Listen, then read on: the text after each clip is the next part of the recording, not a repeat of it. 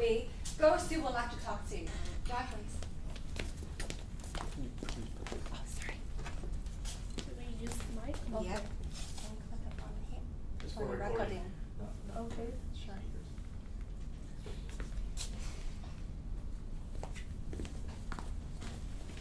Testing. Is it working?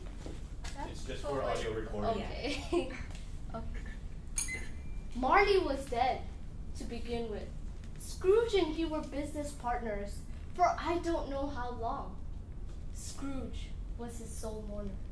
Yet even Scrooge was not so dreadfully cut up by the sad event. But as an excellent man of business, on the very day of the funeral, he solemnized it with an undoubted bargain.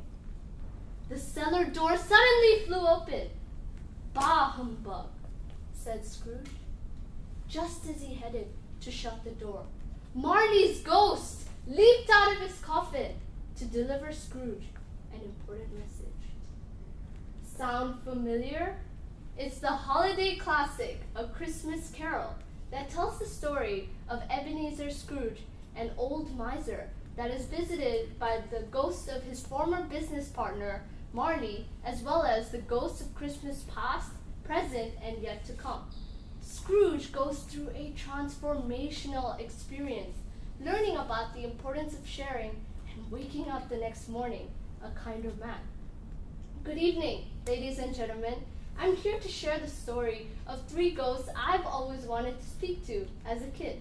The ghosts of Christmas past, present, and yet to come. For three reasons. To re-experience wonderful times in my past, to witness Christmas festivities in the present, and to learn from my mistakes and become a better person in the future. Let's start off with the ghost of Christmas past, who takes Scrooge back to his childhood. Youthful scenes of a family that Scrooge was never grateful for. A love of his life that he lost out on because of greed. A Christmas party hosted by his first employer that treated Scrooge like his very own son.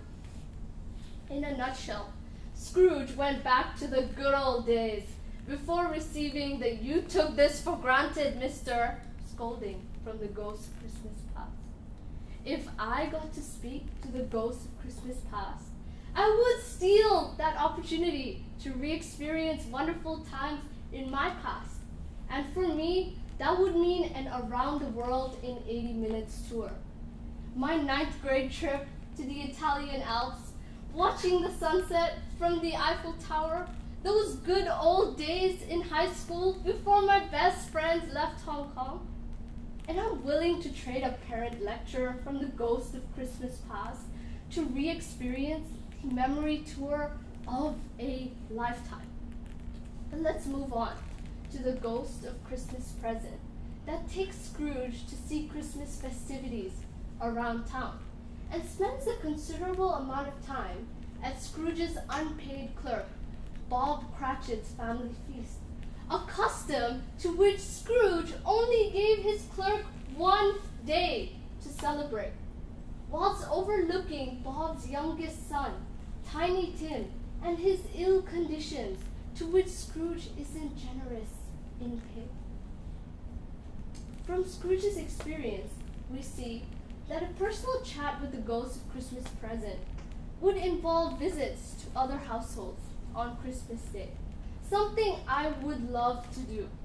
Christmas in my house is like any other day, and I'd love to visit other households around Hong Kong, if not all around the world, on Christmas Day, to really see what Christmas festivities are like and someday inspire my family members to take part.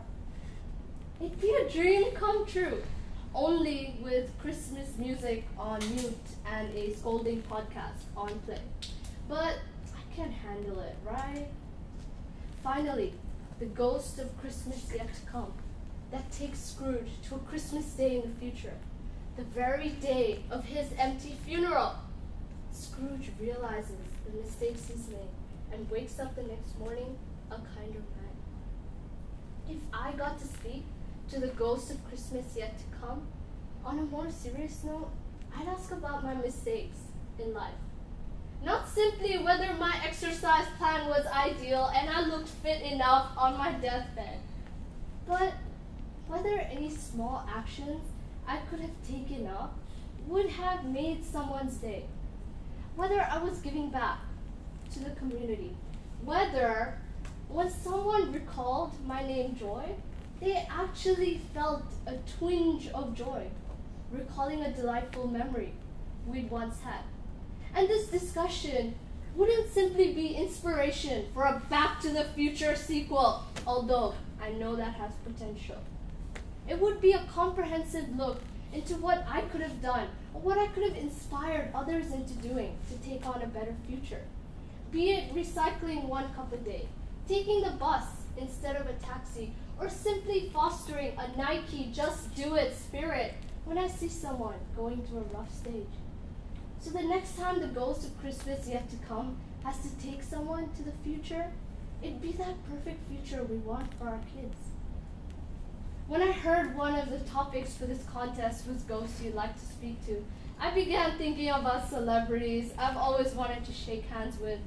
But I'm glad I stuck with Dickens' classics, who I know will take me on a worthwhile adventure and teach me important lifelong lessons in the years to come. Thank you. Thank you, Joy. Thank you, Joy, for sharing her Christmas